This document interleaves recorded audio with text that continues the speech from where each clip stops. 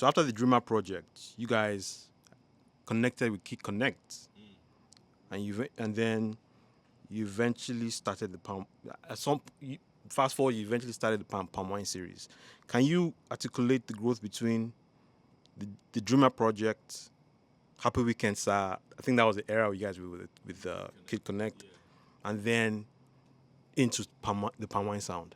So I'll start with the very first. So we put out the first video we put out was a song called On what? On what no, record? the first ever video we put out.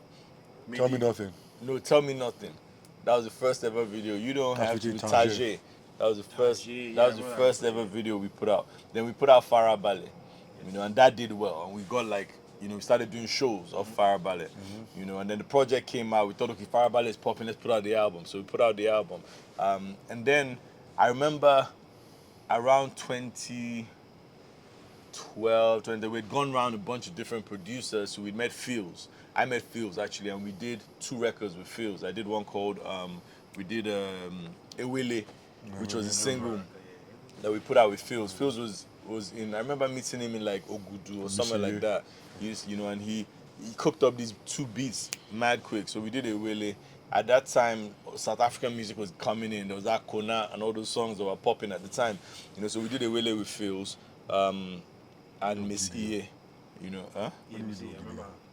And then we did Ogidiga. That was with that guy that General signed, Tillerman. Yeah. We did a song called Ogidiga as well. So we were trying to really figure out a way to get into the music sound sonically into the space. And I remember we had put out a Wele, we did a video, or maybe I'm skipping, but we did Ogidiga first actually, and we were meant to put out a video for Ogidiga. And I'll never forget, we had reached out to Clarence Peters. He had given us a bill for Ogidiga. And then around that time, I went to see my guy Femi, Larry Dojos, in his crib. And he was just like, yo, bro, there's this CD you gave me. At that time, I ripped the CD onto his laptop. And it was like, there's this track 2. My stuff was on shuffle. And this thing just came on and it was track 2. I shout out Larry Dojos for this because he actually created one of the biggest SDC moments, to be honest. I would say he was one that, whatever he was doing at the time that track 2 came on. And that track 2 hit him. Most likely elevated.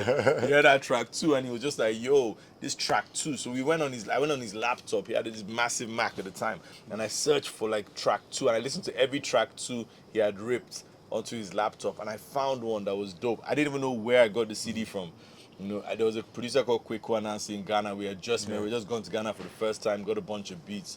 And I was like, yo, I called the guy. I was like, yo, this beat you just sent us is so crazy. I just listened to it. The guy was like, okay, send me a sample. Let me know what beat it is. So I sent him a recording of the beat, and he's like, no, that's not my beat. And I was like, oh, wow. And then I remember that Efia, the singer, had come to Lagos and had given me a bunch of beats. And I called Effie and I was like, do you know this beat? And she said, yeah, there's this guy called Jules, this young kid who made this beat. And she just brought a bunch of beats from Jules. And that beat was Feel Alright. So I was like, okay, cool. At that time, my guy Shalala was mad close to Burna Boy and them, so we sent it to Burna. I'd just been in Burna's video for After party. Like to Party, yeah. Party, I remember Yeah, I'd just been in the video for Like to Party, and so I was like, yo, this guy will definitely do it for us. So we sent him the beat, and it was just taking long to get the beat back. I don't know if he felt it, I don't know if he liked it, but we kept hearing he'll do it eventually. And then we're just about to pay for the Ogidiga music video. Clarence pitched us this idea for the video, which looking back now would have been wild. Yeah, because it was the like video wild. It was like Blade. no, what's that? Like that guy that Mad Max. Mad Max, yeah. Then he eventually did the video, the same video with I think it was Now You Got Me Dancing Alinko. I think so. For P Square. Okay. He did the same video for P because obviously they were a duo as well. Yeah. So he pitched this idea of us wearing leather jackets, our eyes would turn red in the video, dancers would be Ogidiga. around us, fire, Mad Max, all of that. It was for Ogidiga. And then I just remember I had to go to London for some reason at that time. I don't remember what it was. I think maybe some family stuff or something. And the money I was going to contribute my own part for the video. I had to use it to go to London. Yeah. So I went to London, randomly went to the studio with my friend Mike. He called me, he said he had a studio in South London. I went to his studio, Bodge, we'd been talking online or whatever, Bodge was like, he's going to come down from university. He came down on a train from university to come and see me in the studio. As he was just freestyling and stuff, I was like, hold up, I have one beat I want to play for you. Let me see what you do. I played it for him. He went outside, maybe smoked a cigarette or something, or he went to smoke shop. Then he came back, he was like, I've got something. And then he put down the hook for Feel Alright. And I was like, yo, this is it. Like, I called Boss immediately. I was like, bro, Bod just put this hook down. I don't even think we should do Ogidi Guy anymore. Like, I think this track, I think Ladipo, either he was around. No, we sent it to him. I sent it to him. Yeah, we sent it to him. He jumped on it as well. Then we all put our verses down. I think probably I was the last person to even put a verse down or even write a verse for it. And then we just did that track, and we decided to pivot from spending that big money at the time to us as independent artists with Clarence. Right. I then shot the video. I had an alias then, Remy Khan.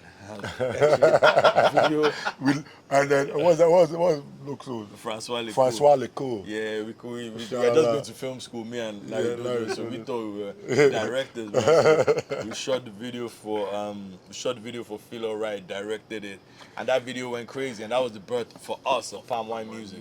You know, so somehow in a weird, twisted way, like I don't know, somehow I like to call it God, like our path just aligned in a crazy way to do Palm Wine Music. But then we had never met Jules, right? Oh, you guys didn't meet Jules? I think maybe maybe briefly. I never met Jules You before. know, we shot. briefly. I think I'd gone to the studio with some artist called Exo Senavo in Ghana. Okay. And he was, So that guy. yeah, and Jules was just the dude produced. So maybe we said what's up, but Bro. it wasn't That studio where that was Jules. yeah, that was Jules. Yeah, We sit over. yeah, that was Jules. Bro. Yeah, That's crazy. but it was like a young kid then, like he was I still thought that in was school. after. I thought that was after Feel Alright. No, that was even before, around the same time. Yeah, so I'd met him bro. once, but we didn't have a Yeah. relationship like that. So we didn't really we couldn't develop the sound, you know. And we met Kid Connect around. I think Kid Connect just moved back to Nigeria around the same time. Yeah, You know, shame so on him. so we started working with Connect, you know, and he That's created crazy. he created Happy. We did Happy Weekend Sir together, you know, and then that took a life of his own. So that was like our after Farabale was our first kind of hit, you know. Then Happy Weekend, sir. then Happy Feel Weekend. Alright. Then Happy Weekend Sir. Maybe we can touch like the, Yeah. the roads. Yeah, So they the- loved it everywhere everywhere. we Man. It used to became go a to thing that. because Okay, obviously Happy Weekend. Happy Weekend Sir was a thing in Nigeria, Right. you know. Shout out my cousin TJ for that as well. You know, the way these songs come about is so crazy. Because my cousin came from like London and he's like, yo, bruv, you know what's crazy, yeah? Everywhere I go, they love me, man. They be like saying like Happy Weekend and that. And I said, bro, they're asking you for money. Bro. You know, he was like, oh, for real? Is that what it is? I said, yeah. Like, and then like I just thought it was just cute the way he Yeah. thought that was like a greeting. So we turned that into humor into a song.